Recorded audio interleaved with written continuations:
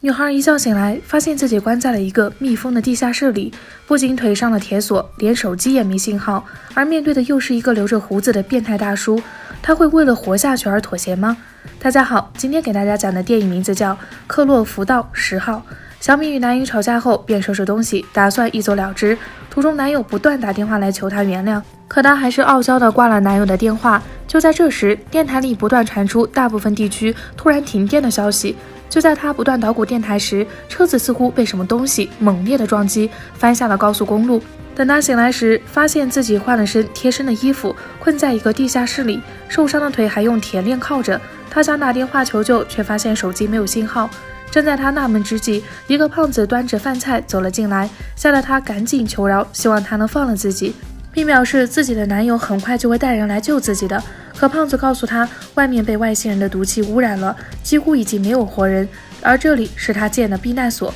他在前来避难所的路上看到遭到车祸的小米，便将他带来了这里，随后给了他一根拐杖和钥匙。可小米并不相信，在胖子离开后，他解开手铐，削尖了拐杖，利用点燃的布产生浓烟触发烟雾报警器。他想把胖子吸引过来，然后趁机逃跑，可是他没成功。看着不断挣扎的小米，胖子给小米打了一针，他也随即晕了过去。隔天，胖子为了消除小米的顾虑，他带着小米走到地下室的出口。透过玻璃，小米看到外面早已腐烂的动物尸体。胖子说那些是被毒气毒死的。小米半信半疑的时候，看到了外面停着一辆眼熟的车，他猛然想起自己当时在路上就是被那辆车撞的，于是他确定这胖大叔一定是个死变态。回到房间后，他遇到了一个断臂哥，他是主动来到这里避难的，并表示胖子之前在海军服役，做过很多跟外星人有关的工作。也许他早就想到会有世界末日到来，并表示这个避难所是他与胖子一起修建的。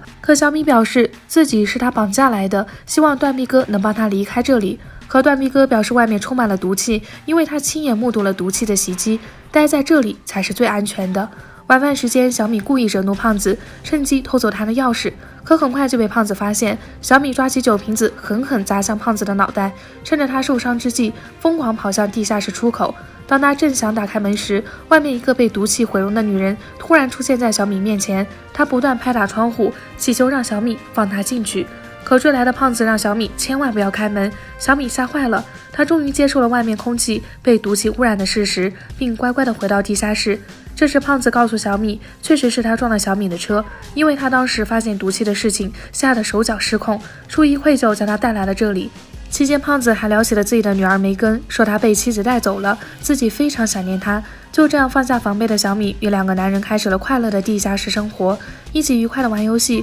吃饭、看电视。可很快，地下室的空气过滤系统出现了问题，胖子让小米爬过通风管道到控制室重启空气过滤系统。小米爬到控制室后修好了过滤系统，却意外发现天窗的玻璃上有救救我的字样，更恐怖的是划痕是玻璃内侧的，还带有血迹，在梯子下面还捡到了耳环，而耳环正是梅根的，吓得他赶紧将这事告诉了断臂哥。可断臂哥表示相片上的人不是他女儿梅根，而是村子里另一个失踪2年的姑娘。两人顿时背脊一凉，看来胖子的确是个变态。两人商量一番后，决定制作防护服逃出地下室，但很快就被胖子发现了，他便拿出1桶硫酸威胁两人，如果不说就把他们都融了。断臂哥为了保护小米，说自己想搞把枪，和小米没关系，将所有事情全部扛了下来，结果被胖子一枪打爆了头，吓得小米连忙跑开了。而胖子处理尸体后，刮掉了胡子，剪短了头发，找到小米，希望他能留下来与自己一起生活。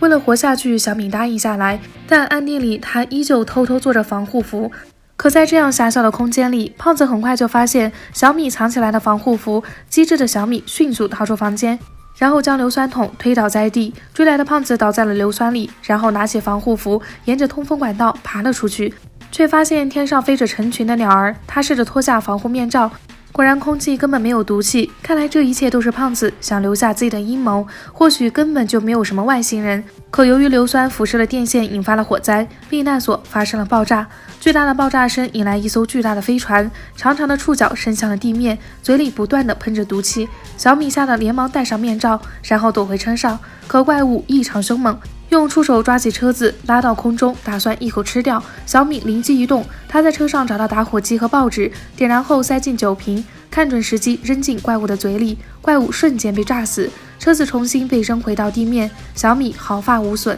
然后开着车踏上了寻找幸存者的道路。全片虽只有4个演员，但票房却超过7.5亿，几乎都在一个封闭空间拍摄完成，让人感觉压抑，剧情也不断反转。喜欢看这类题材的朋友可以去搜一下，我们下期再见。